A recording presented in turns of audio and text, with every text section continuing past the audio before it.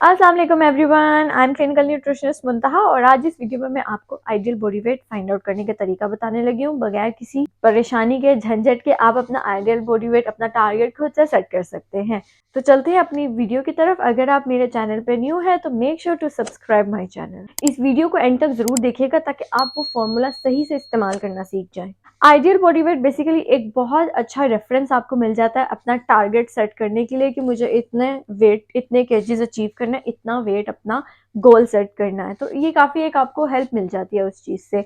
अब किस तरह से आपने फाइंड करना है, तो बेसिकली जो आपका आइडियल बॉडी वेट है वो आपकी हाइट, आपके जेंडर और बॉडी फ्रेम पे डिपेंड करता है। बॉडी फ्रेम किसी का स्मॉल होता है, मीडियम एंड लार्ज, तो ये वेरी करता है। फॉर्मूला मैं स्क्रीन पे शेयर कर रही हूँ, ये मेल और फीमेल के लिए दोनों के लिए डिफरेंट फॉर्मूला यूज किया जाता है। अब वीडियो पोस्ट करके इसकी स्क्रीनशॉट भी ले सकते हैं। करना आपने ये है कि आपने अपनी जो हाइट के पहले 5 इंचेस हैं उनको, अगर आप मेल हैं तो 50 कंसीडर कर देना है और अगर आप फीमेल हैं तो आपने 45.5 कंसीडर कर देना है अपनी हाइट के पहले 5 फीट्स को, राइट। उसके बाद जितनी भी आपके मजीद इंचेस हैं उसको आपने इस ब्रैकेट में लिख देना है, ठीक है। लेट्स सपोज आप फीमेल है और आपकी हाइट 5'4" है, तो आपने अपने 5 फीट को 45.5 कंसीडर कर लेना है, ठीक है, उसको साइड पे कर देना है। देन आपने इस ब्रैकेट में लिखना है 4, क्योंकि आपकी हाइट कितनी थी 5'4", तो 5 को आपने पीछे कर दिया और जो बाकी इंचेस थे वो आपने इस ब्रैकेट में लिखे। देन आपने इसको सॉल्व करना है। सॉल्व करने का भी सही तरीका भी जानना बहुत जरूरी है, वरना आपकी रीडिंग गलत आ सकती है।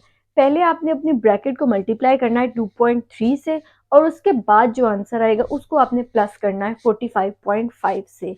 जो भी आपका आंसर आएगा वो आपका आइडियल बॉडी वेट होगा। अगर आपकी हाइट 5'4" थी तो आपका आंसर आया होगा 54.7 kg।